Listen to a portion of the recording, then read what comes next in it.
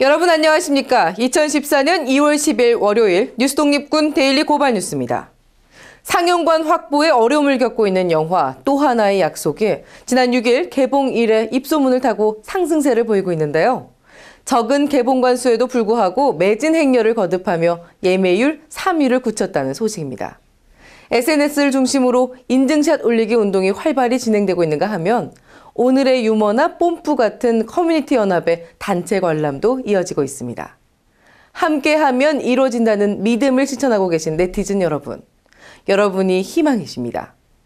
국민 알 권리의 해방, 그 날을 위해 뉴스독립군 고발뉴스 오늘 순서 희망 품고 시작하겠습니다. 이 프로그램은 지난 시간보다 6분 늘었네요. 여러모로 어려우실 텐데 함께해 주시는 후원 회원님들 진심으로 감사합니다. 모두 5,817분의 고발뉴스 정기구독 후원자 제공입니다.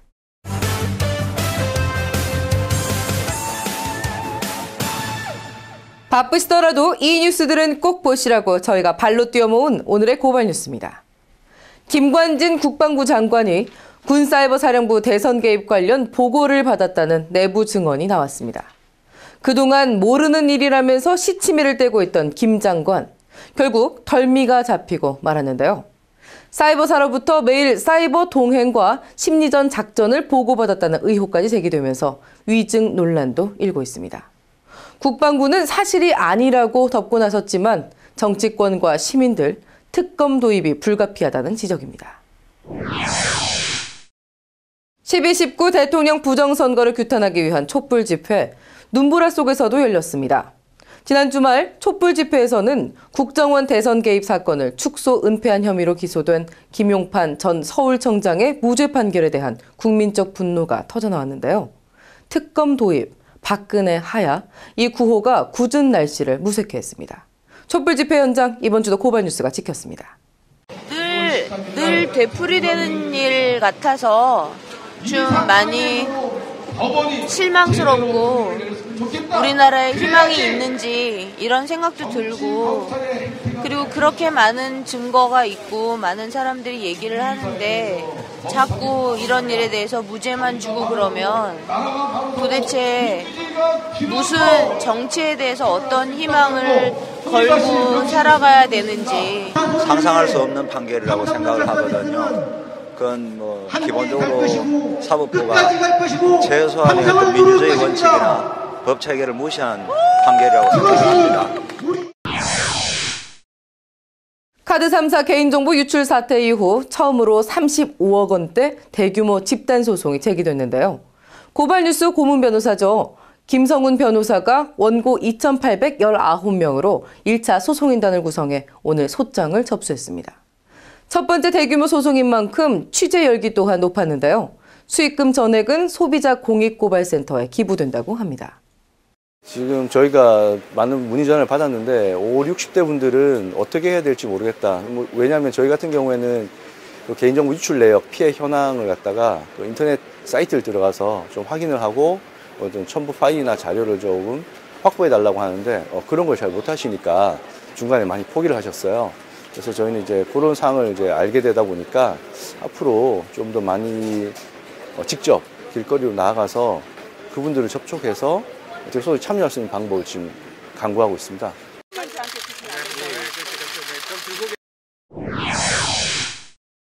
한전이 밀어붙이고 있는 밀양 송전탑 공사. 정부와 한전의 불법 합작품인 것으로 드러났습니다. 한전이 밀양 송전탑 건설 공사 면적을 환경영향평가 당시에 2배 이상으로 넓혀 불법 공사를 벌여온 것으로 나타났는데요.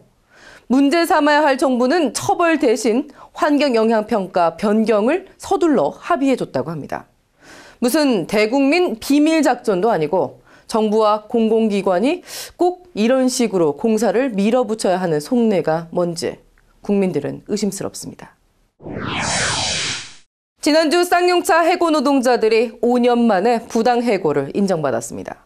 재판부는 해고 노동자 153명이 회사를 상대로 낸 해고 무효 확인 소송에서 뒤늦게 노동자들의 손을 들어줬는데요. 1341일이란 이 긴 시간이 지나고 또 24명의 목숨이 희생된 뒤에 얻어낸 이 결과인 만큼 법정은 눈물바다였습니다. 검찰은 오늘 쌍용차가 회계장부를 조작해 대량 해고의 빌미를 만들었는지 그 여부를 다시 수사하기로 했다고 밝혔는데요. 어려운 소송을 맡아 수고해주신 민변의 권영국 변호사를 만나봤습니다. 그 항소심 판결에서는 그래서 이 회계 조작 문제에 대해서 매우 심도 있는 그 심리를 했고, 또 실제로 그동안 계속 불거졌던 그 회계 분식과 정리해고는 서로 연관성이 있다는 매우 중요한 의미의 판결을 한 것이죠. 이번 판결에서 분명히 문제점을 지적했음에도 불구하고 사실 그 이유가 제대로 밝혀지기도 전에 상고 입장부터 먼저 발표를 했죠, 회사가. 이것은 결국은 법원 판결에도 불구하고 해고자를 복귀시키지 않겠다는 입장을 여전히 견지하고 있는 것으로 보입니다. 지금까지 오늘의 고발 뉴스였습니다.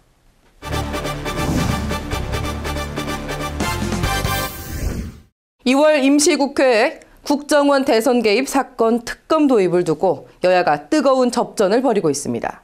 이와 관련해 오늘은 국민리포터로 가세한 참여연대 박근용 협동사무처장이 국정원 특검 도입의 필요성을 짚어봤습니다. 민주당 김한길 대표와 안철수 의원이 지난 1월 24일에 만났습니다. 두 사람은 국정원 등 국가기관 대선 개입 사건 특별검사 관철을 위해 노력하겠다고 했습니다. 말로만 그치지는 않아야 할 텐데요. 그런데 정부와 여당은 검찰이 다 수사했고 재판이 진행 중인데 특검을 왜 하냐는 입장입니다. 정말 밝혀져야 할 것은 다 살펴보았고 재판해야 할 사건은 모두 재판 중일까요? 외압과 수사방해, 의지 부족으로 인해 검찰과 군검찰이 밝히지 못한 게 많습니다. 하나씩 짚어보겠습니다. 첫째, 대선 개입 사건은 이명박 정부에서 벌어진 일입니다. 그런데 국정원과 국군사이버사령부가 대선에 개입했는지 이명박 당시 대통령이 알고 있었는지 전혀 수사하지 않았습니다. 원세훈 국정원장 선에서 끊어버린 것이지요. 둘째, 검찰은 국정원 심리전단 소속팀 중에서 다음이나 네이버 같은 대형 포털을 담당했던 팀의 활동은 전혀 파악하지 않았습니다. 트위터나 작은 인터넷 사이트 담당 팀만 조사하는 데 거쳤습니다. 셋째, 국군사이버사령부의 대선 개입 사건을 수사한 군검찰은 어땠을까요? 군검찰은 이태하 사이버사령부 심리전단장이 사령관에게 매일 새벽마다 활동 상황과 계획을 보고했다는 것을 파악했습니다. 하지만 지금 청와대 국방비서관으로 일하고 있는 연재욱 전 사이버사령부 사령관은 기소하지 않았습니다. 2012년에 국방부 장관이었던 김관진 국방장관도 마찬가지이지요.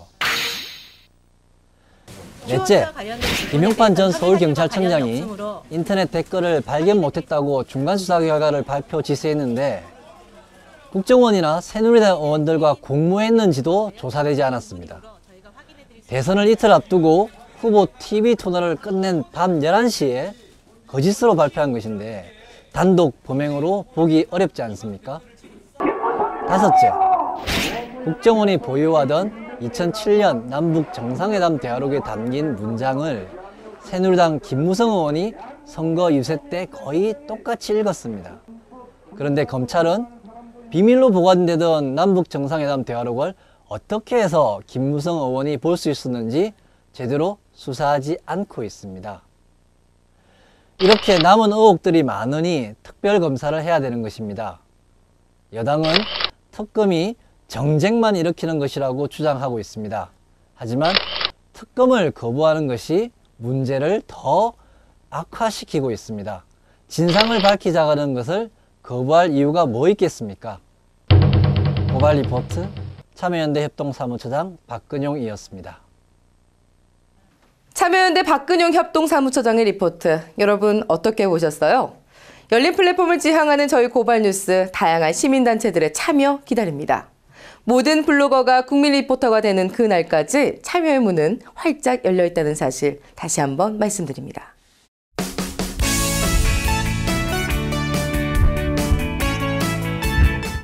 이어서 우리 사회의 중요한 이슈들을 찾아 시청자 눈높이에 맞춰 재밌고 또 알기 쉽게 풀어드립니다. 개그우먼 곽현화 씨의 인터뷰쇼, 뉴스 초대석 사실은 코너입니다.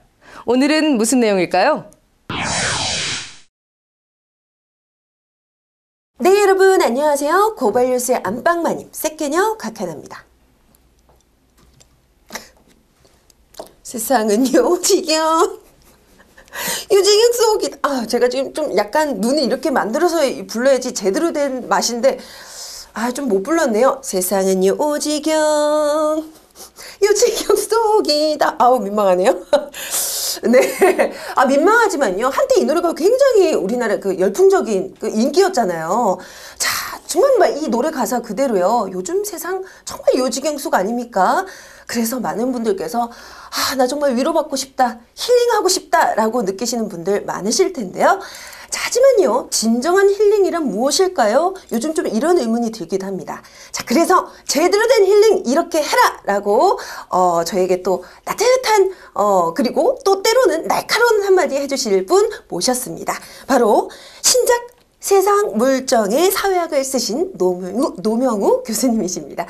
안녕하세요. 안녕하세요. 네, 교수님 반갑습니다. 네, 반갑습니다. 네, 교수님 좀 외모가 좀 범상치 않으신 것 같아요. 좋은 의미. 그럼요. 감사합니다. 굉장히 뭔가 센스가 있으실 것 같고. 네. 책도 보니까 굉장히 심플하면서 눈에 확 띄는 디자인으로 네. 선택하셨어요?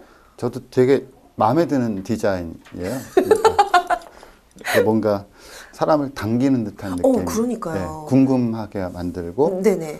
그리고 이 표지에 있는 저 뒷모습이 네. 전 개인적으로 제가 젊었을 때, 네. 20대 때 저의 뒷모습을 본 듯한 느낌도 들어서 개인적으로는 매우 친근한 표지입니다. 근데 이 뒷모습을 보니까 한쪽 손에 봉지를 들고 있어요. 검정 봉지를. 그렇죠. 뭔가 좀 특별한 의미가 있을 것 같기도 한데요. 보통 뭐 자취하거나 그랬을 때 네. 제일 친숙한 게 약간 머리도 보시면 머리도 약간 네. 떡졌죠. 떡지고 부시시한 채 그리고 이 반바지 입고 네네. 다리에 털도 약간 숭숭 나 왠지 있고 발은 보이지 않지만 삼색 슬리퍼를 신었을 그렇죠. 것 같고요. 네. 슬리퍼채로 술 많이 마시고 동네 가까운 슈퍼 가서 라면에다가 뭐 해장을 계란 할 것 같은. 사서 네. 집으로 총총걸음으로 되돌아오는 그런 뒷모습 네. 그런 느낌. 굉장히 좀 이 책에 대한 궁금증이 더 생기기 시작하는데요. 자, 그러면요. 박사님에 대해서 그리고 또 네. 책에 대해서 저희가 한번 낱낱이 저희가 한번 분석해 보도록 하겠습니다. 자, 첫 번째 사실은 세속적인 삶, 힐링의 다른 이름이다. 자, 세속적으로 되라. 이런 네. 말이요. 솔직히 말해서 좀 긍정적인 의미로 쓰이지는 않거든요. 네. 자, 그런데요, 뭔가 좀 막 살아야 될 것 같고, 그냥 나의 이속을 챙겨야 될 것 같고 말이죠. 이게 어떤 의미가 될까요? 막 살자는 의미라기보다도 그런 거죠. 너무 고상한 척을 하지 말자라는 뜻입니다. 네. 우리가 사실 너무 고상한 척을 하다가 보면 실제 현실을 제대로 못 보게 되는 경우들이 있어요. 네. 왜냐하면 고상해지려고 하면 사람들이 보고 싶어 하는 것, 그런 것만 봐야만 하는 특징들이 있잖아요. 그렇죠. 근데 분명히 우리 삶에는 우리가 보통 얘기하는 불편한 진실이라는 게 분명히 있고, 네. 저는 그 책에서 이걸 뭐 콜드 팩트라고 표현을 하기는 했습니다만, 네. 불편한 진실들이 있어요. 네. 하지만 분명히 우리 삶에서 중요한 요소이고 우리가 피할 수 없는 거지만, 우리가 관념적으로 고상하게 살려고 했을 때 마치 없는 것처럼 치부해버리고 이야기를 하지 않거나 아예 언급조차 하지 않는 것들이 있는데, 네. 세속이라는 건 그런 것을 피하지 말고 우리의 삶을 한번 냉정하게 되돌아보자, 그런 의미에서 세속적 내지는 세속을 산다는 것에 대하여라는 부제가 그런 맥락에서 쓰이게 된 겁니다. 그렇군요. 고상한 삶은 살지 말자. 불편한 진실을 직면하자. 그대로 보자. 물론 삶 자체가 고상하면 좋아요. 근데 네. 중요한 건 고상한 척을 하지 말자. 고상한 그러니까 척을 하지 말자. 삶이 고상해서 고상한 건 어찌할 수 없는 거고 그건 네. 좋은 거잖아요. 원래 사람이 고상해서 고상한 건 좋은데 네. 고상한 척한 거는 건 좀 나쁜 거죠. 왜냐하면 그 일종의 거짓말이니까요. 그렇죠, 그렇죠. 네. 남들 눈에 시선을 의식하고 네. 사는 삶. 네. 저 근데요, 오히려 세속적으로 하자, 세속적이 되자, 네. 이런 말을 하셨는데 참 세상이 각박하고 상처받은 영혼들이 많습니다. 네.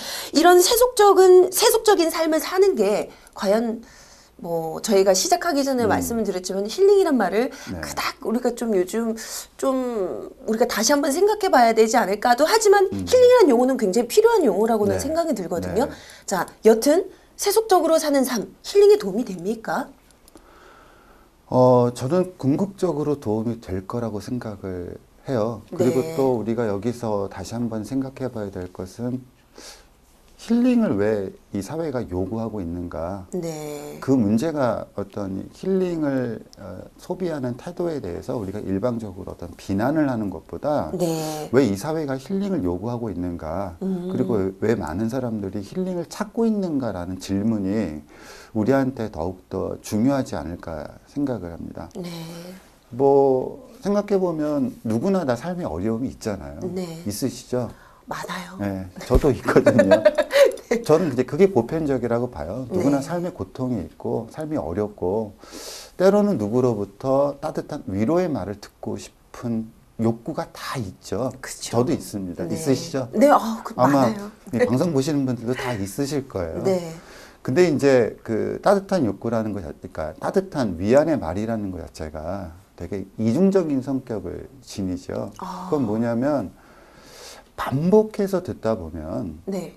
사실 자기에게 진짜 근본적인 문제가 무엇인지를 잊어버리게 만드는 일종의 마취제와 같은 역할을 할 수도 있거든요. 네.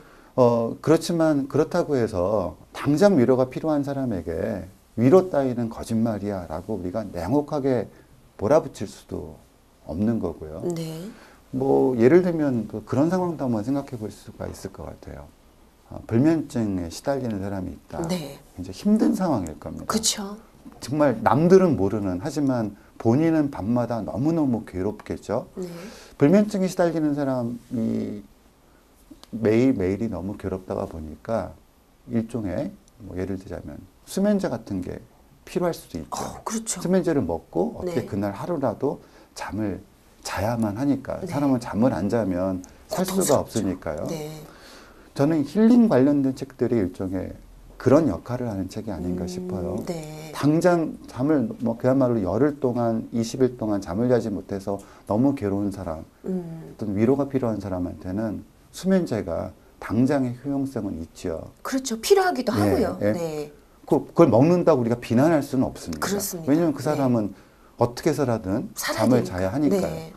근데 이제 문제는 그게 되풀이되다 보면 매일매일 수면제를 먹어야만 잠을 자는 상황이 되면 아주 궁극적으로는 그 사람이 아주 위험한 상황에까지 몰리게 되잖아요. 그렇죠. 매일매일 수면제를 먹어야 한다라고 하면 궁극적으로 그 사람의 건강을 해칠 수도 있는 거고요. 네.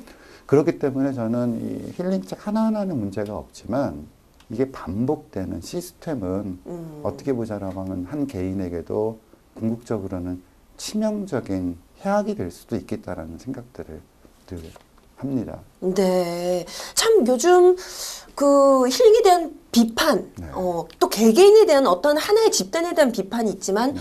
우리가 또 이 전체 구조적으로 사회학적으로 이게 왜 어떤 부분이 비난받아야 될 것이고 그리고 또 왜 힐링을 이렇게 요구하게 된 사회 상황을 우리가 참 한 번 더 생각해야 되지 않을까 이런 이런 생각이 듭니다. 자, 세속적이 되면 힐링이 된다. 굉장히 좀 약간의 그 이해가 좀 되는 말씀이신 것 같은데 그러면 교수님에 대해서 한번 좀 질문해 보고 싶은 게 있어요. 굉장히 사회로부터 고립당할 위험에 처한 사회학자라고 소개를 하셨는데 이건 무슨 의미세요? 저 이제 80년대 학번이거든요. 네.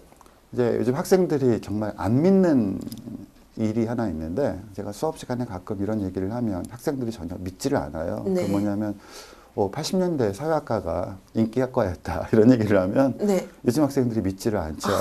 왜냐하면 요즘에 사실 사회학은 인기학과라고 할 수 없는 네. 그리고 많은 학생들이 좀 피하고 싶어하는 학문이 되어버렸어요. 네.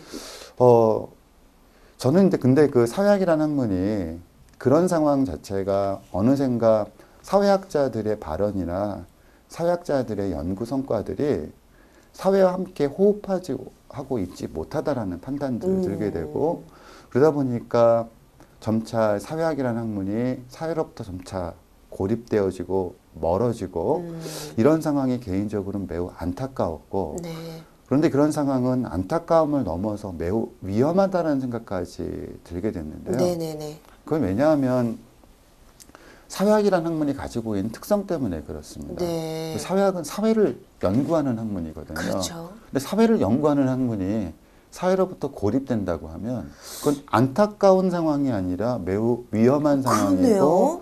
학문의 존재 근거 자체가 의문시되는 아주 그죠, 위험한 흔들리는. 상황이죠. 네. 저는 이제 그런 상황 속에서 어떤 벗어날 수 있는 방법이 뭐가 없을까. 네. 사회학자로서 늘 그게 고민이었고 그런 측면에 있어서 제가 사회학이 지금까지 등한시하거나 약간 소홀히 했던 것들이 우리들의 일상을 되돌아보는 사회학이 네. 약간 사회학이 지금까지 소홀히 했던 분야가 아닐까라는 네. 생각을 했고 이 세상물적인 사회학을 쓰게 된 배경에서도 가장 저 개인적으로 중요한 배경이 바로 그런 문제였습니다. 네. 일상으로 좀 들어가 보자.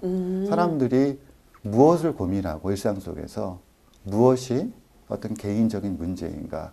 그리고 이런 개인적인 문제를 공적인 이슈와 함께 연결시킬 수 있는 방법이 뭐가 없을까.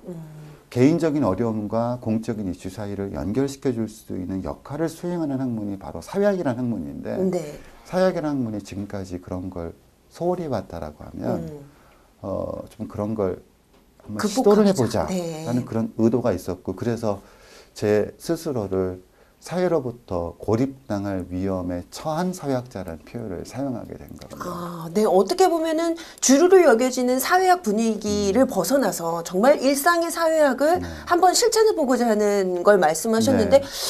진정 노 교수님께서는 그럼 세속적인 사회학자시네요? 누구나 그럴 거예요. 아까 제가 잠깐 말씀드렸던 고상한 일상에. 척을 그쵸. 하면 학자는 상아탑에 있는 위치라고 저를 표현하겠으나 저는 이제 고상한 척을 못 하거든요. 저도요. 네. 그러니까 저도 세속적인 삶을 살고 있죠. 그럼요. 왜냐하면 물론 뭐 정확하게 저도 그 계급적 처지를 이야기한다라고 하면 월급쟁이에요. 네. 저도 학교로부터 월급을 받고 그쵸. 월급을 받지 않으면 저도 당장 생계가 문제가 되는 사람이거든요. 네. 물론 이제 하는 노동의 특징들은 학생들을 가르치는 노동이기 때문에 일반적인 회사원이 하는 노동하고는 노동의 성격은 다르긴 하지만 제가 삶을 어떻게 살아갈 수 있는가, 이른바 호구지책을 어떻게 하는 것인가라는 문제에 있어서 저도 월급을 받고 돈을 받지 않으면 살아갈 수 없는 사람이고 그쵸. 그러다 보니까 대부분 월급 받는 분들이 그러한 것처럼 저도 하고 싶은 말을 다 못하고 살죠. 그게 네. 제가 갖고 있는 일종의 세속적인 삶입니다. 그렇군요. 참 교수님의 그 지금 연구 방향 그리고 지금 책의 그 내용 네. 굉장히 일치되는 부분이 많은 것 같아요. 자, 그러면요. 두 번째 사실을 함께 들어가 보도록 하겠습니다. 두 번째 사실은 힐링을 원하면 절벽 위에 서라. 지금 저희가 첫 번째 했던 사실의 내용과 살짝 또 이어지는 네. 내용인 것 같긴 한데요. 자, 그런데요. 정말 요즘 치열한 경쟁사회, 스펙 쌓아야 된다. 살기 힘들다, 각박하다. 뭐 이거는 뭐 더 이상 얘기 안 해도 누구나 다 인정하시는 부분일 텐데 보통 이런 분들은 내가 지금 벼랑 위에 서 있어. 나 너무 힘들어 라고 여기시는 분들이거든요. 네. 이런 분들이 힐링을 찾으시는데 그런데 더더욱 벼랑 위에 서라라고 말씀하셨어요. 자, 이게 무슨 뜻인지 궁금합니다. 네.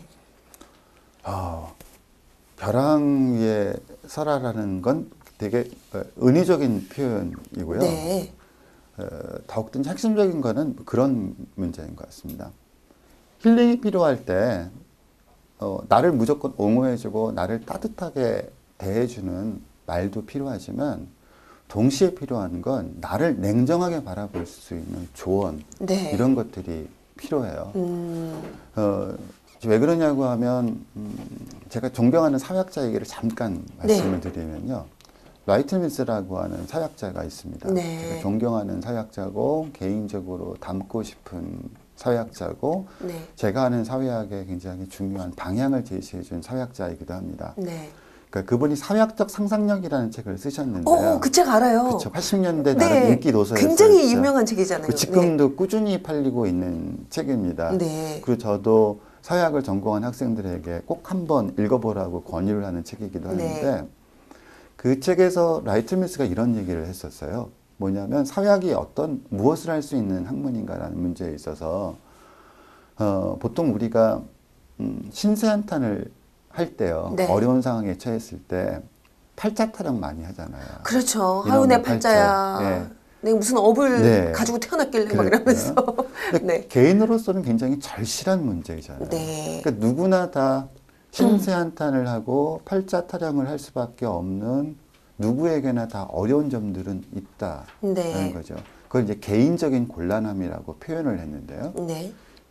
분명히 있으실 테고 저도 네. 그런 점 갖고 있고요. 그럼요.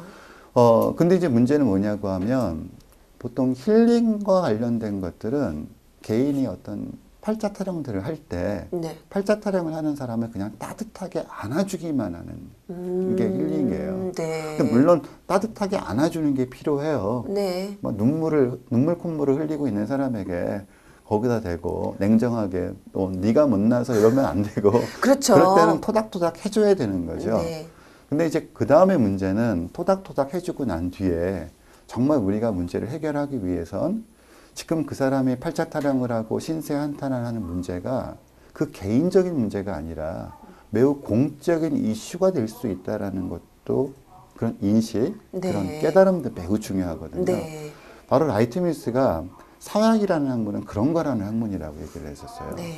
많은 사람들은 개인적으로 곤란함을 느끼고 있다. 네. 그런데 그 개인적인 곤란함을 자기의 처지에서 발생한 문제라고만 본다. 즉 팔자소관으로 돌린다라는 거죠. 그런데 많은 경우 우리가 팔자소관으로 돌리는 문제는 이렇게 한 발자국 떨어져서 큰 틀로 놓고 보면 매우 보편적 성격을 가지고 있고 네. 그리고 매우 보편적인 성격을 가지고 있기 때문에 그건 일종의 공적 이슈라는 겁니다. 네. 그렇기 때문에 어떤 개인이 팔자 타령을 하거나 신세한탄을 할 때 그 문제를 해결하기 위해선 따뜻한 위로의 말도 필요하지만 그 문제의 성격이 공적인, 공통적인 성격을 지니고 있기 때문에 일종의 공공정책이나 네. 사회적 단위에서의 문제 해결에 의해서 그 사람을 궁극적으로 곤란함에서 벗어날 수 있게 해준다라는 거죠. 네. 바로 사회학이라는 학문이 그걸 보이지 않는 그런 연결망들을 보여주는 것들. 네. 그리고 사회학자가 해야 될 역할은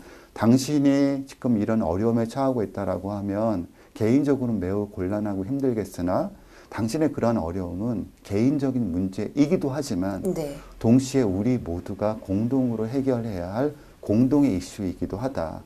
바로 그런 점을 지적해주고 그러한 관점에서 사람들에게 다가가는 것이 사회학자가 해야 될 역할 내지는 임무, 네. 때로는 의무라고 얘기했었는데 네. 저도 그런 관점들을 이 책에 담고 싶었습니다. 그래서 좀 더 냉철하게 벼랑 끝에서 좀 냉정하게 내 자신을 그렇죠. 돌아보자라는 의미신 것 같아요.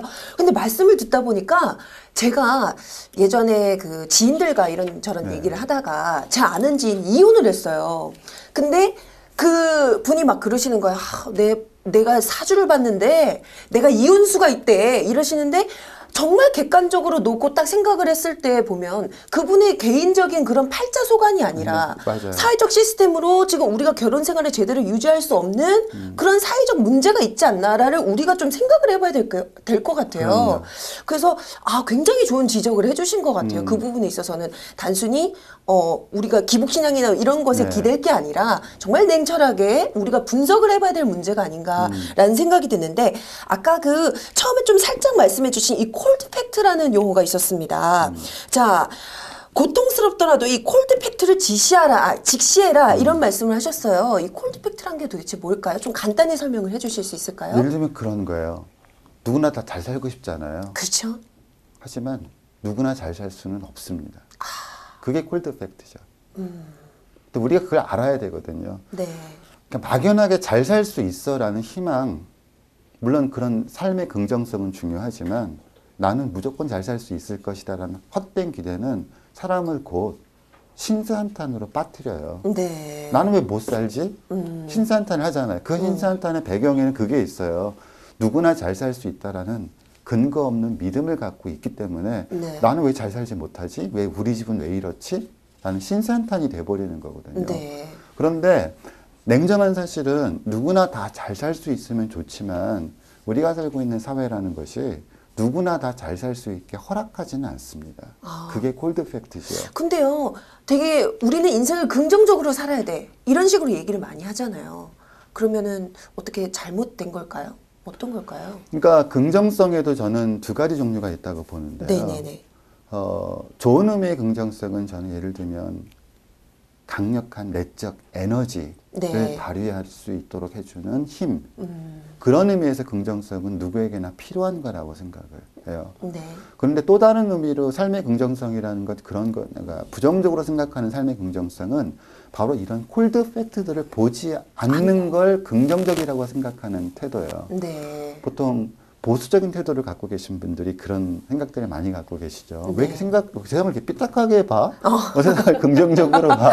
하는데 그때 그 말에 담긴 많은 핵심적인 내용은 콜드 팩트를 외면하라라고 하는 내용이 담겨 있는 경우들이 많아요. 어떻게 보면 불편한 진실을 외면해라. 예를 들어서 제가 아까 말씀드렸던 누구나 다 잘 살 수 없다라는 건 제가 세상을 삐딱하게 봐서 그런 게 아니라 전 냉정하게 봐서 내린 결론이거든요. 진실이죠. 네. 그러면 거기서 우리가 그런 콜드 팩트를 대면한다고 해서 내적 에너지라는 의미에서 삶의 긍정성이 사라지느냐, 그 문제는 아니에요. 네. 바로 우리가 그 콜드 팩트를 직면하게 되면 바로 그 다음 문제. 자, 그렇다고 하면 모든 사람이 잘 살 수 없는 것이 콜드 팩트라고 하면 내가 지금 못 살고 있는 건 나 때문이 아닌 거거든요. 내 팔자가 내가 못 살게 만든 거는 아닌 거예요. 네. 모든 사람들이 다 살 수 없다라는 콜드 팩트를 우리가 인정을 하면, 자, 그렇다면 못 살게 될 가능성은 나에게만 있는 것이 아니라 굉장히 많은 사람들에게 발휘될 수 있는 보편적인 문제라는 거죠. 그렇죠. 그렇다고 하면 거기서 우리가 공적인 이슈의 문제, 그럼 못 사는 문제가 특별하게 못난 개인의 문제가 아니라 많은 사람들에게 보편적으로 노출될 수밖에 없는 환경이라고 하면, 자, 그럼 우리는 사회적으로 국가는, 그리고 정책은 무엇을 해야 하는가? 우리는 국가에게, 사회에게, 그리고 공공정책에 무엇을 요구해야 하는가 하는 부분들이 명확해지잖아요. 네. 그게 바로 에너지고, 네. 그건 긍정성이죠. 네. 그 교수님 말씀 듣다 보니까 지금 제가 에너지를 받고 있는 것 같아요.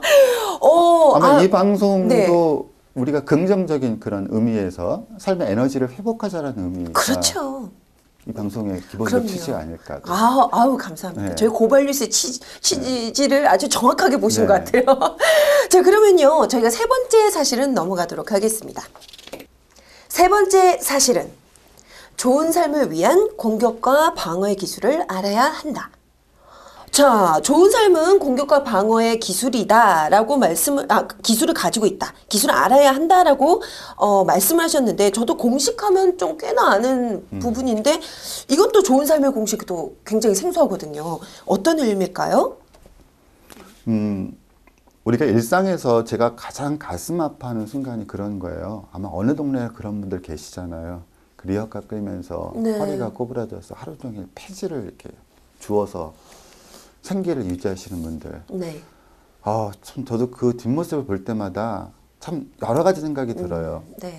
그러면 그런 생각이 들죠. 와, 정말 저 사람은 착한 사람일 텐데, 나쁜 사람은 아닐 텐데. 네. 그리고 왜 저렇게 열심히 일하는데, 네. 왜 저렇게 열심히 일하는 사람이 저렇게 힘든 삶을 살아야 할까? 네.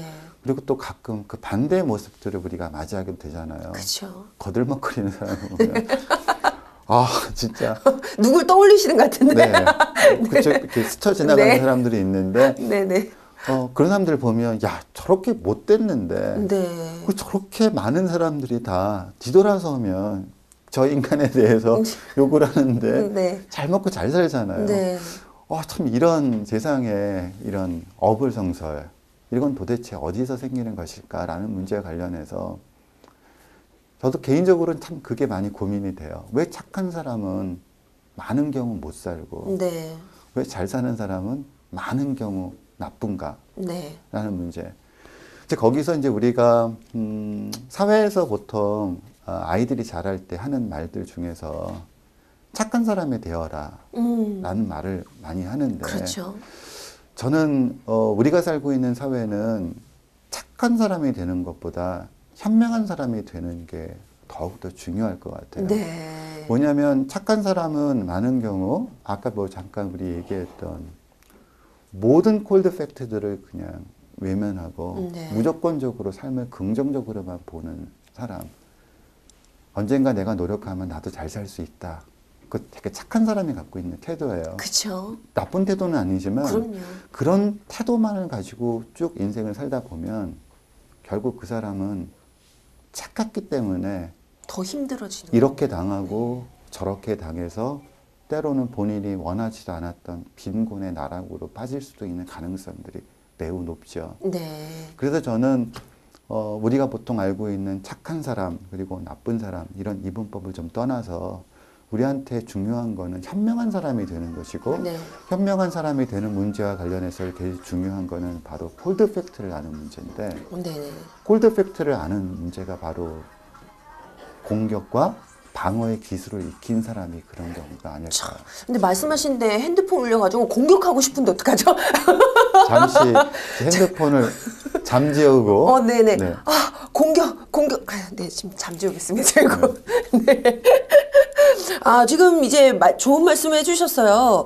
무작정 착하게 사는 것만이 해결책은 아니다. 네. 현명한 삶을 네. 선택해야 된다라고 아주 좋은 말씀을 해주셨어요. 근데 이걸 또 만약에 왜곡해서 어떤 사람은 그럼 영악하게 살아야겠네? 라고 생각하는 사람이 있을 수도 있겠죠? 어떻게 생각하십니까?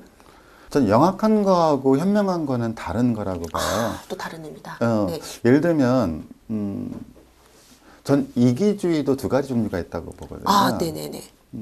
긍정적 의미의 이기주의가 있고 네. 이기주의가 있고 네. 나쁜 의미의 이기주의가 있는데 나쁜 의미의 이기주의는 예를 들면 뭐 저는 그걸 경제적 이기주의라고 표현하면 되는데요. 뭐냐고 하면 나만 잘 살면 된다. 이게 경제적 이기주의예요. 네. 보통 영악한 사람들은 그런 태도를 갖고 있는 경우가 많죠. 네. 그래서 결과적으로 영악한 사람들은 자기 자신은 영악하다 생각하지만 남들이 보기엔 나쁜 사람인 경우가 많아요. 네. 근데 현명한 사람은 나만 잘 살겠다는 게 아니라 어떻게 하면 우리 모두가 잘 살 수 있을까를 고민하는 게 현명한 사람이죠. 네. 그게 또 왜 현명하냐고 하면요. 나만 잘 살아야지 하는 태도는 매우 위험한 태도이기도 해요. 네. 나만 잘 살 수도 있지만 나만 망할 수도 있거든요. 그렇죠. 네. 근데 어떤 가능성으로 놓고 보면 모두가 잘 사는 세상이 되거나 모두가 잘 살 수 있는 가능성이 열릴 때 내가 더 안전해져요. 네. 왜냐하면 모두가 잘 살 수 있는 세상이 열리고 모두가 잘 살 수 있는 가능성이 사회에서 실현된다고 하면 내가 개인적으로 살짝 망한다고 하더라도 쫄딱 망할 일은 없거든요. 그렇죠. 그게 더 네. 현명한 선택인 거죠. 그러네요. 네. 저는 교수님 오늘 말씀을 듣다 보니까 저도 참 이제 힐링이라는 말을 잘 쓰지 않으려고 했지만 이 대체용으로서 지금 적절한 게 네. 생각이 떠오르지 않아요. 근데 보듬어 주시기도 하셨지만요. 제대로 또 우리 앞으로 어떻게 살아야 될지 그런 방향까지도 냉철하게 제시해 준 것 같아서 참 이번 시간 제가 진행을 하면서도 굉장히 흐뭇하고 뭔가 뿌듯해지는 시간이었습니다. 자, 오늘 노명우 교수님 모시고요. 아주 가슴 따뜻해지면서도 내가 앞으로 어떻게 현명하게 잘 살 수 있을까 아주 멋진 얘기 한번 같이 나눠봤습니다. 자, 확인된 세 가지 사실 정리해 드리도록 할게요. 첫 번째 사실은 세속적인 삶, 힐링의 또 다른 이름이다. 네, 세속적인 삶, 이 다름 아닌 우리의 삶을 정말 직시하고 세상 속에서 현명한 눈을 가지고 살자 이런 말씀이 아니셨나 싶어요. 네, 힐링의 또 다른 이름, 세속적인 삶을 살자. 제대로 된 사실로 확인했고요. 자, 두 번째 사실은 힐링을 원하면 절벽 위에 서라. 자, 절벽 위에 서라는 의미가요. 다른 의미가 아니라 제대로 냉철하게 내가 처해 있는 상황의 삶을 제대로 직시하자라는 의미였습니다.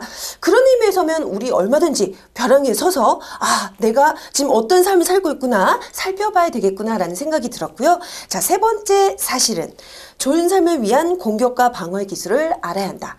무작정 착하게 사는 것, 이건요, 지금 우리 각박한 삶을 사는 데 있어서 필요한 기술이 아닌 것 같습니다. 교수님께서는요, 현명한 삶을 살아야 된다고 우리에게 조언을 해주셨는데, 여러분 잘 들으셨겠죠? 자, 이렇게 세 가지 사실은 저희가 확인할 수가 있었고요.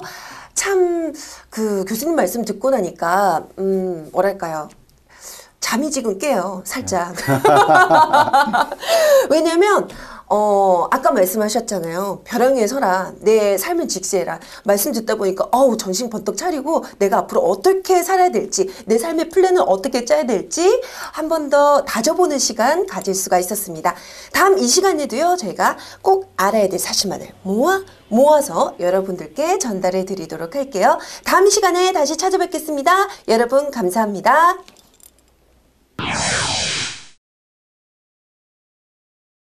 매번 유쾌한 진행과 또 입담으로 다양한 사실들을 이끌어내고 계시는데요. 곽현화 씨, 오늘 힐링에 대한 3가지 사실들 잘 들었습니다. 수고하셨습니다. 인권은 국가 존재의 최소한의 이유입니다.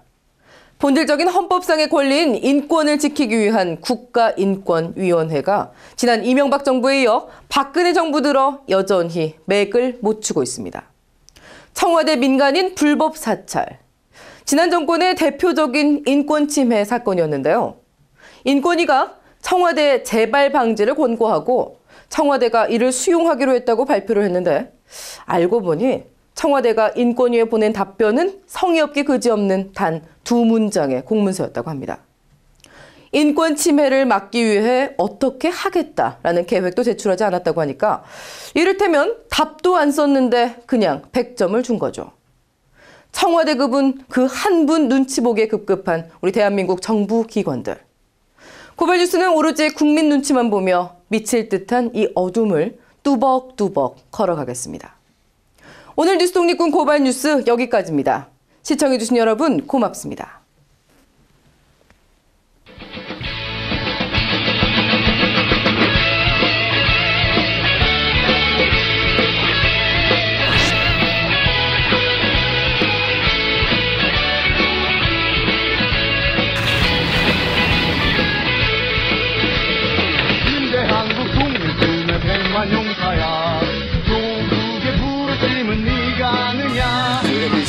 본사에 계셨을 때는 그 장비 때문에 이렇게 썩썩 하실 일이 없었겠죠.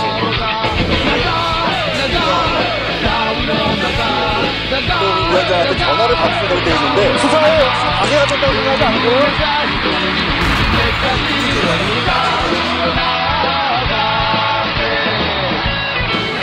10년 전에 고발뉴스.com 이상호 기자의 고발뉴스라고 하는 홈페이지를 만들면서 그때 사실 어렸을 때 초년경 기자 생활을 할 때부터 너무 많은 사람을 구속시켰거든요. 그리고 너무 많은 사람을 다치는 걸 봤고, 근데 내가 도대체 이 기자직을 왜 하는 건지 되게 회의가 됐더라고요. 그래서 내가 그 홈페이지에도 담아놓은 얘기지만 내 국민의 산물이에요. 그러니까 고발은 사람에 대한 징후가 아니라 사회에 대한 사람입니다.